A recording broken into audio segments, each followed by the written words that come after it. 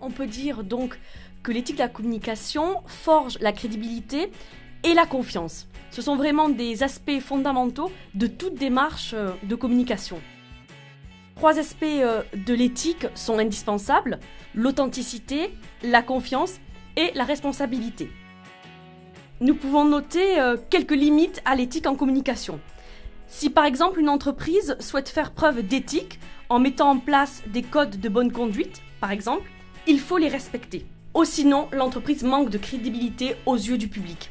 Il faut également que les règles éthiques soient codifiées, c'est-à-dire il faut que ces règles soient spécifiques aux besoins et à la nature de l'entreprise.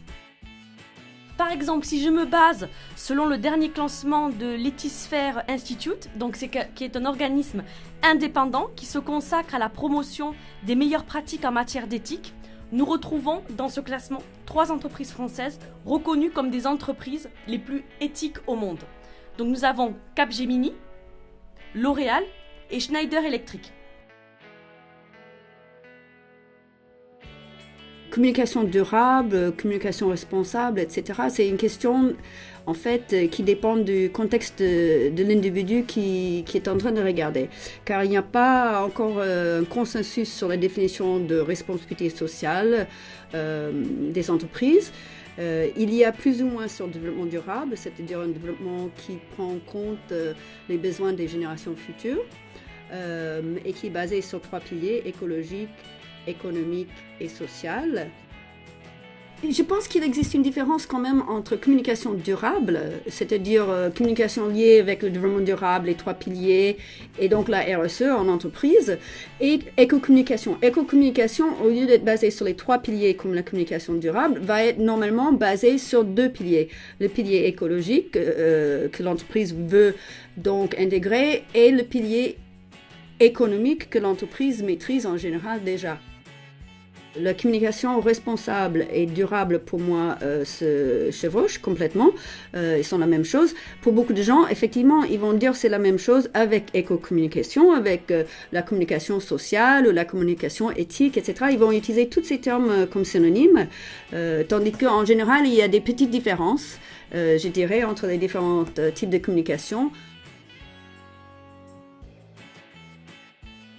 Le développement durable, pour moi, prend en compte la dimension environnementale, du coup, comme l'écologie, mais ensuite la sphère sociale et enfin économique. C'est cette synergie, justement, et cette interaction entre ces différentes sphères qui permet un processus à long terme au bénéfice des générations futures, mais qui demande effectivement, du coup, un changement de perspective et certainement de méthode également au quotidien. La notion de développement durable est aujourd'hui au cœur de tous les sujets d'actualité. Après, on peut effectivement se demander qu'en est-il de la place de l'écologie, qui du coup, à l'inverse, est une science en fait qui étudie seulement l'environnement naturel. Le développement durable fait en fait souvent polémique à cause de sa dimension justement économique, à l'inverse donc de l'écologie. Les objectifs économiques sont souvent contradictoires avec la notion du coup de durabilité dont on a parlé un instant. On peut se demander aussi si le système économique actuel d'aujourd'hui permet de servir justement suffisamment l'intérêt collectif. Les entreprises aujourd'hui valorisent de plus en plus les valeurs de RSE, donc j'entends par RSE, responsabilité sociétale des entreprises. Quand ce n'est pas le cas, elles rentrent au moins dans une démarche de toute façon écofolio pour éviter justement d'être surtaxées. C'est en ça qu'on peut se demander si ça ne devient pas un business, on va dire, déguisé. Un des axes d'amélioration pour moi serait du coup la transparence quant aux méthodes utilisées par exemple les multinationales. La responsabilité dans la communication durable, c'est aussi l'image qu'on va donner de son client. Et là, on passe vraiment sur une autre thématique, c'est que aujourd'hui, il n'y a quasiment plus aucune communication qui soit efficace dans le mensonge ou dans la manipulation, autre que le court terme. J'aurais tendance à dire qu'il ne faut pas mentir, surtout qu'aujourd'hui, il y a une telle transparence et porosité entre les différentes parties prenantes que ça devient quasiment impossible de pouvoir mentir effrontément. Si on ne fait pas une communication qui se veut durable dans le temps, ça veut dire qu'on va nuire à la réputation de la personne dont on fait la communication. Et ça, c'est plus possible aujourd'hui. La confiance, elle est indispensable. Elle est indispensable dans la communication qu'on va monter, mais effectivement également avec les les personnes avec qui on travaille, confiance avec les prestataires et confiance avec le client.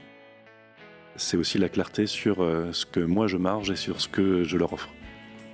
Ça aussi, c'est une forme de transparence qui me semble assez importante et qui permet d'instaurer la confiance.